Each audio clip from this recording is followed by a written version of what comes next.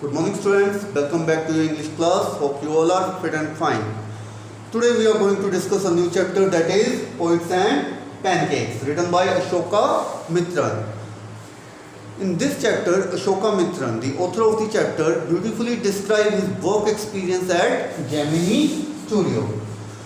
Gemini Studio is set up in 1940. It is in Chennai and the founder of this studio is S.S. Vasan. So let's start with this. First of all, the author described about the makeup department. Here, truckloads of makeup material came every week or every day to the Gemini Studio. Why? For the makeup of actors. And they used the brand for makeup, and the name of that brand is Pancake. That's why he gives the title of the chapter Poets and Pancakes. It's not a pancake which we eat. It's a brand which used for makeup the actors. The makeup room looked like a hair cutting salon.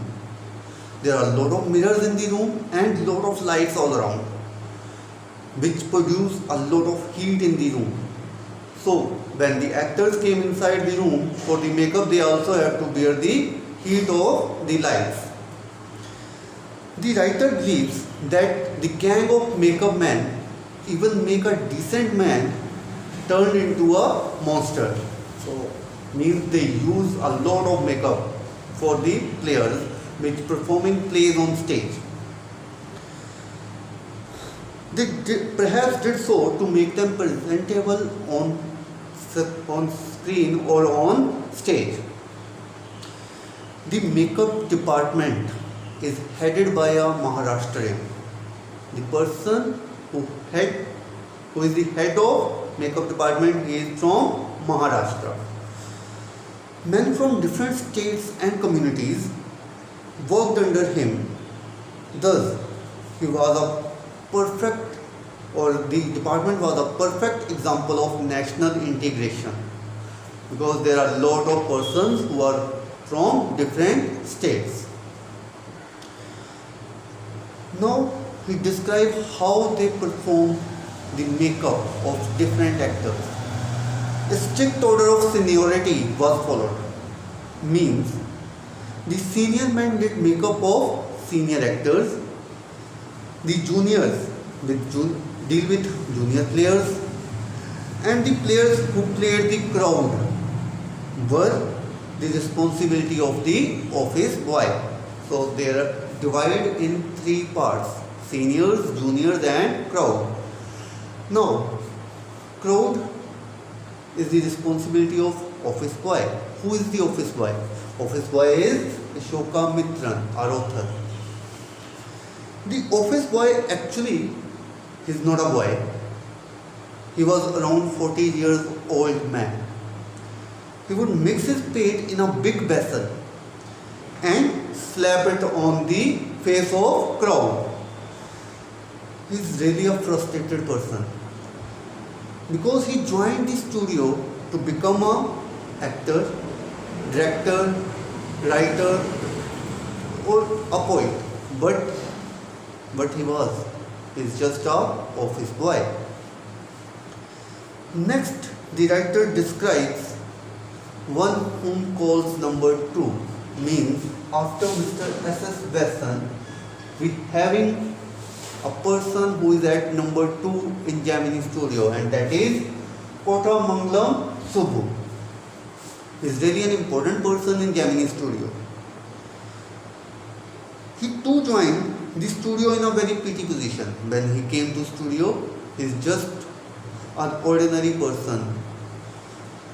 He had to face many problems and difficulties in his time when he entered in Gemini Studio, but by his qualities, he attained a position next to the boss.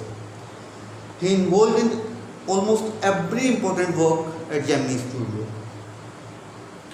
Here, writer lists some qualities of Subbu, like he is very cheerful to all. He is always happy. He was very loyal to his masters. He seemed to be tailor-made for films. Means if any problem came in any role, in any direction, in any part, he is there to help everyone. He had solution for almost everything.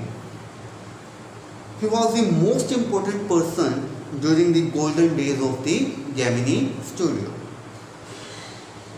He had a talent of writing great poetry, but he was not loved by everyone. It's a common thing. If a person achieving something, having some qualities, it's not necessary that everyone love that person.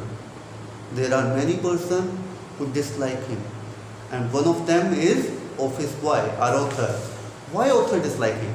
Because author want to get position of Subbu, but is unable to get it. Subbu was enrolled in the story department of Gemini Studio. Along with him, there are a lot of workers, but there is also a lawyer and several poets and writers too. The lawyer was officially known as the legal advisor of Gemini Studio, but he always in story department because he is enrolled in story department. The lawyer was the only person who is wearing pant, shirt and tie.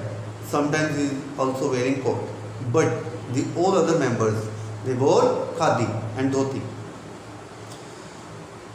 Even here, the author referring to himself, the writer says that he had a small office room.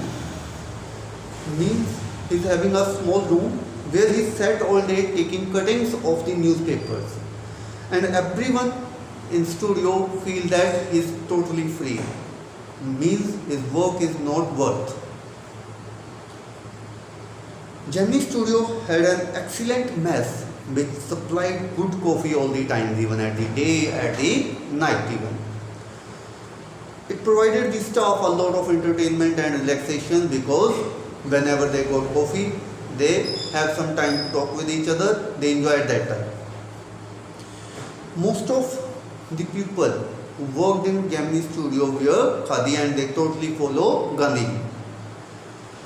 Now here, poet described two incidents of poets. First one, Frank Buchman's Moral Rearmament Army.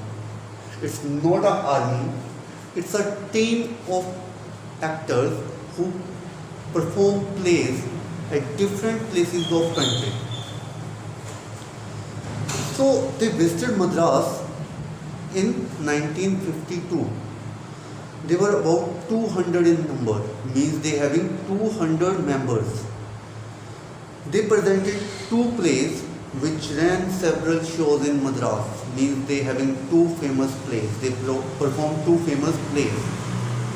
Along with the other citizens of the city, the Gemini family of 600 members saw the plays again and again. So it's really amazing that around 600 people watch that plays again and again. Madras and the Tamil drama community were really very impressed from their plays and they used their events in their plays too for many years. So it shows that this French Buchman's Moral Rearmament Army performing plays in a very well manner. This is the first incident which author shared with us, and the second incident of poet. It is about Stephen Spender. In the Lust of All, writer described the visit of an English poet to the Gemini Studio. Nobody knows, even the boss, know about this person. Some feel he is an editor, some feel he is a poet, some feel he is a story writer, so nobody knows about him. The boss spoke out some words when Stephen Spender actually came to Gemini Studio. The boss spoke some words to welcome him and then the poet spoke. But no one understands what the poet actually want to say. His visit remained an unexplained mystery for the staff because they don't know exactly about Stephen Spender. But some years later, the writer learned that the poet was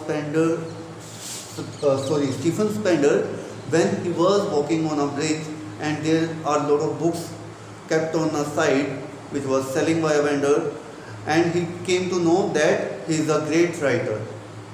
So through all this chapter, poet shows his frustration that as an office boy he worked in Gemini Studio for many years, but he was unsuccessful to attain a position in Gemini Studio, and he described out pancakes and two main incidents or points. First one is about moral rearmament army and second one is Stephen Spender. Hope you guys understand this chapter properly. Try to attempt the questions by your own. If you have any confusion, any query, you can contact me. Take care and try to solve the questions. Thank you.